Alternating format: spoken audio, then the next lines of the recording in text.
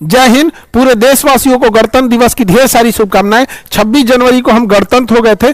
गणतंत्र का अर्थ होता है कि हमारा जो राष्ट्रीय अध्यक्ष होंगे, जो जिनका राष्ट्र के ऊपर शासन होगा, उनका चुनाव होगा, न कि वो वंशानुगत होंगे। तो हम लोग 26 जनवरी के दिन गणतंत्र हो गए थे और 26 जनवरी 1950 को संविधान लागू करके देश को गणतंत्र घोषित कर दिया गया था, रिपब्लिक जिसे कहते हैं।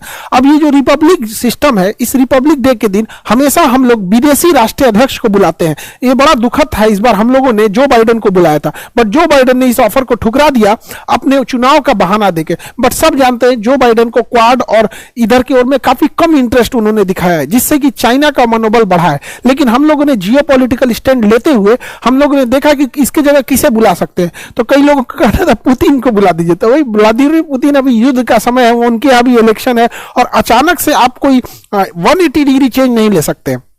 तो हम लोग ने इमानुएल मैक्रोन को बुलाया फ्रांस से। इससे क्या है कि हमारा जियोपॉलिटिकल स्टैंड भी सही हो जाएगा, हमारा वो एक स्ट्रेटेजिक पार्टनर है, हथियार वहां से हम लोग लेते हैं। और फ्रांस का पाकिस्तान से भी बड़ा बुरा संबंध चल रहा है पिछले 2 साल से, तो एक हम वहां भी संदेश दे सकते हैं यहाँ पे। तो ओवरऑल एक मिला जुला ये एक स्टेप था, लेकिन जो बाइडेन को इसमें आना चाहिए था, क्योंकि जब भी एक भारत जैसे देश का कोई निमंत्रण ठुकराता है तो भारत की भी छवि पे थोड़ी सी दाग लगती है।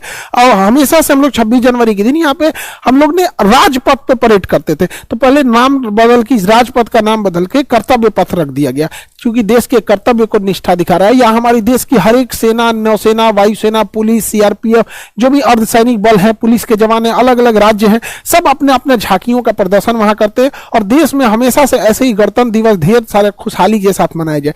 जब भी 15 अगस्त और 26 जनवरी आता है तो आप लोग फील करते होंगे यहाँ हिंदू, मुस्लिम, सिख, ईसाई, ऊंच नीच सारी भेदभाव खत्म हो जाते हैं। और ये त्योहार ऐसा रहना चाहिए जिससे कि एक देश की भावना प्रकट हो और हर एक ऊंच नीच की चीजों को खत्म किया जा सके। देखिए, हम गणतंत्र दिवस के तहत हम एक डेमोक्रेसी में रहते हैं। डेमोक्रेसी मतलब होता है ये लोकतंत्र, लेकिन लोकतंत्र में एक गड़बड़ी ये ना हो जाए कि लोकतंत्र धीरे धीरे भीड़ तंत्र ना बन जाए। क्योंकि लोकतंत्र में हम जनता के मत को लेते हैं, लेकिन अगर लोकतंत्र मैच्योर नहीं रहेगा ना, तो जनता में जो मेजॉरिटी जनता कह रही है हम उसके हिसाब से चलने लगते हैं, तो फिर वो लोकतंत्र ना होकर भीड़ तंत्र हो जाता है। तो देश को शासन व्यवस्था को ये हमेशा सोचना चाहिए कि ऐसा ना हो कि डेमोक्रेसी मोवोक्रेसी में बदल जाए, कि जिधर मुंह है लोगों का उसी के हिसाब से चला जाए।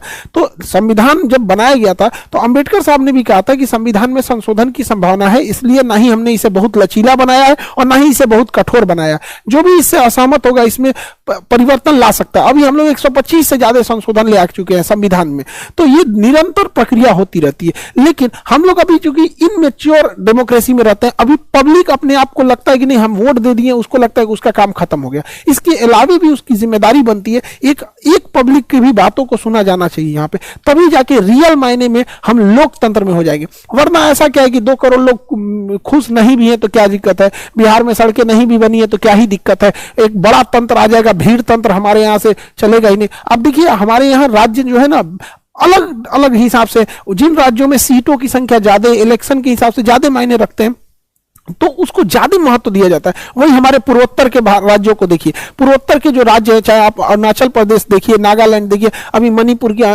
जो अशांति रही, ये सब चीजों को देखिए, हम लोग उधर उतना ध्यान नहीं देते हैं, जबकि उनको वो भी हमारे ही देश की सब इक्वल ध्यान देना चाहिए। तो हम लोग की कोशिश रहेगी कि अगर सरकार लेवल पे नहीं तो एटलीस्ट पब्लिक लेवल पे ये होना चाहिए कि हर एक व्यक्ति की बात सुनी जाए और देश का हर एक नागरिक अपने आप को ये फील करे कि वो इस चीज से जुड़ा हुआ है। जैसे अभी कुछ मामले आए थे जैसे ट्रक ड्राइवरों को लेके, तो ट्रक ड्राइवर भी अपना एक कंसर्न था कि अगर हम नियम को इंटरनेशनल लेवल का बना रहे हैं तो हम सड़कों को भी तो इंटरनेशनल लेवल का बना दे। एक बार हम हम एक वेबसाइट बना देते जहां वो ट्रक ड्राइवर अपनी समस्याओं को बताते, फिर हम उसको संशोधन करते, उन्हें भी बड़ा खुशी होती कि नहीं ये देश इक्वल उनका है। उन्होंने को लगता है कि नहीं हमने वोट दिया है तो हमसे, आप पूछिए, आप इंप्लीमेंट कीजिए ना कीजिए, ऐसा नहीं है कि देश के लोगों के पास समझ नहीं है। कभी कभी इतना बेहतर सुझाव दे देंगे यही देश के लोग जिसका कोई हद नहीं। तो हम भी यही कोशिश करेंगे कि देश जब भी सरकार कोई कानून लाए तो एक वेबसाइट बना दे जहां लोग अपनी सुझाव दे सके। मानना ना मानना सरकार के हाथ में है, जबरदस्ती नहीं कि आप मानिए ही मानिए, क्योंकि सरकार के आपके हाथ में चीजें हो गई। लेकिन एक इंसान इससे जुड़ा हुआ महसूस करता है। ट्रक ड्राइवर के लिए नितिन गडकरी साहब ने कितना बेहतर काम किया था, उनके लिए एसी किया, एसी केबिन वाला व्यवस्था कर दिया। तो कहने का मतलब है कि एक बेहतर ढंग से और हम मैच्योरिटी दिखा सके। और कई बार ऐसा होता है कि डिसीजन जब एक बहुत बड़े लेवल पे जाता है तो नीचे लेवल पे उसका दुष्प्रभाव भी देखने को मिल जाता है।